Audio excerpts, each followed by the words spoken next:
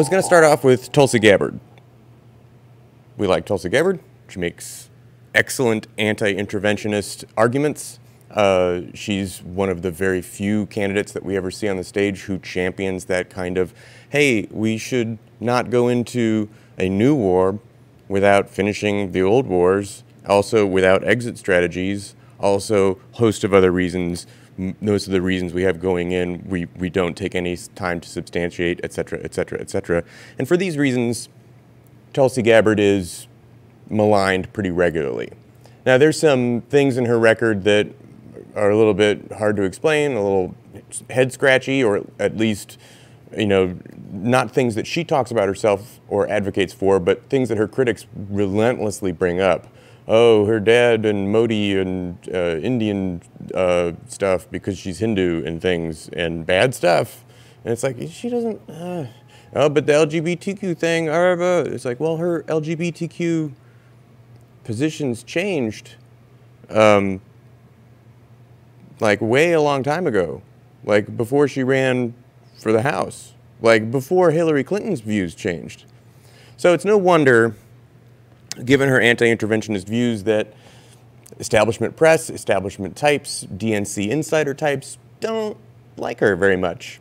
So this was kind of interesting. It just sort of came out that looks like she's qualified for the next debate. So how exactly is that? Let's have a quick look here. I gotta flip this back over. So Gabbard qualifies for the fourth presidential debate.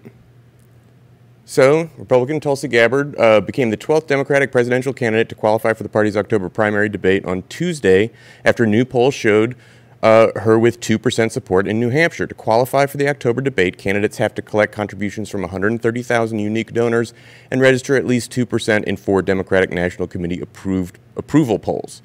Gabbard met the donor benchmark weeks ago, but has struggled to notch enough support in the 4th poll to put her over the polling threshold.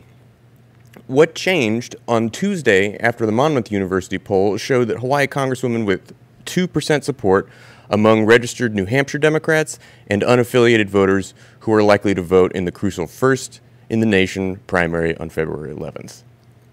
Spokesperson for Gabbard did not immediately respond to the Hill's request for comment about the qualifying poll. Gabbard is the 12th presidential candidate to make the cut for the 4th primary debate, which is slated to be held in Watersville, Ohio on October 15th. Other candidates have until October 1st to qualify for the event. Only one other candidate, best-selling author Marianne Williamson, is relatively close to qualifying for the 4th debate. She has already surpassed the 130,000 donor threshold, but needs to register at 2% or higher in at least 3 more qualifying polls. Yeah. DNC announced on Monday that it would make the cut for the 5th debate in November. Candidates will have to amass support for at least 165,000 donors and score 3% or higher in 4 qualifying polls, or at least 5% in 2 approved early state polls. All right, well, so it looks like, looks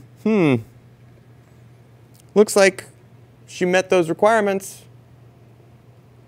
I haven't seen the DNC officially say anything about this. What I've heard said is, look, she's met the requirements. But I feel like I've heard that before. I heard that for the 3rd debate. But it wasn't the DNC saying she had made the debate. It was people saying, look, she's made the qualifying polls. And so, I don't know if I believe it until I hear the DNC say, yeah, okay, fine, we'll have her on the stage, because she should be on that stage. And it's a travesty that she wasn't on the stage for the 3rd night. Now, people have made the argument that, well, the Democratic primary debates, particularly this early, are not terribly important, right? They're not, nobody's really basing their primary vote off of what they hear for the first time in one of these things. You know, they have such little time to explain their policy positions. I'm hearing this argument going, yeah, well, why don't we have better debates? Why don't we make it so that people do decide based on debates? Because the format allows candidates to explain full policy positions in detail, and we can have a marketplace of ideas. I keep hearing that term bantered around. but nobody seems to like putting it in practice and argues that these debates are really just, you know, to get some candidates in there to raise their profile for future House and Senate elections. I mean, how else would we have ever heard of Eric Swalwell? Yeah, I probably wouldn't have, I guess. Why are we using the thing that we say we're supposed to use to decide who we would like to be our nominee to promote people who may later run for a totally different office? Why is it a good idea to evaluate the Democratic debates in that way? It's not. It isn't. Ugh. Gets under my skin. People are so crazy about that. They're just, I'll point out that Tulsi Gabbard and Marianne Williamson as well are two candidates that have massive, massive, massive obvious bases. Huge support, right? And that the most telling thing about that is the number of individual donors that those candidates have. And I look at someone like Biden or even Warren. Beto O'Rourke is a prime example. Trying to max out corporate donations here and there, trying to hold on. Cory Booker had some figure he needed to raise X number of dollars in a particular period of time, or they were just going to have to shut the doors. And it's because when you are collecting from the people who are maxing out the potential donation base, as opposed to doing the Bernie Sanders strategy of $27 at a time, well, you may have tapped out the people who ideologically agree that we shouldn't do anything in this country because we should protect business interest and capitalism good and all that good stuff. And let's keep doing the war thing. That seems fine. And boy, let's not get rid of private insurance. Those people that are doing just fine in the current economic climate, that have tons and tons of money, have already given their maximum legal amount that they can to campaigns. So what do they do then? Well, so then now I have to look at PACs and super PACs and have to do that. It becomes tricky. But $27 at a time from a wide base is a strategy that Bernie Sanders has proven yet again works very well.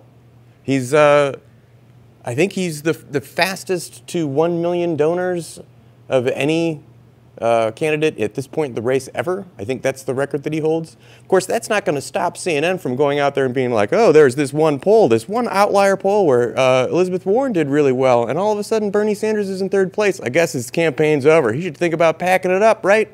When's Bernie going to drop out? When's Bernie going to drop out? Well, you ignored the poll in Colorado where he's winning. You ignored the poll in New Hampshire where he's winning. You ignored the poll in North Carolina where he's winning. There are a whole lot of polls just in the last week where he is #1. But you got this one outlier poll which shows Elizabeth Warren winning, first time she's ever won in that Iowa poll. And you're going to be like, well, Bernie's got to drop out. And this is what mainstream press are doing. I'm kind of ranting, talking around the issue a little bit, but this is all just the fight to get Tulsi on the stage, for her to be taken seriously. One of the reasons that she's stuck in the low single-digit percentage points is because every time she's brought up, any time she's talked about in mainstream press at all, in any context, it's to say how terrible she is for things we can't necessarily say are true about her. But boy, it's so terrible if these things we're saying about a person were true about her. Boy, she would be horrible. Let's only talk about her campaign in the framing of what are bad things that people do that we don't like, and maybe she does those too. She used to say some bad things about this, but she's never changed her mind about LGBTQ issues. We definitely don't want people talking about how we shouldn't have war. Oh, he's an Assad apologist.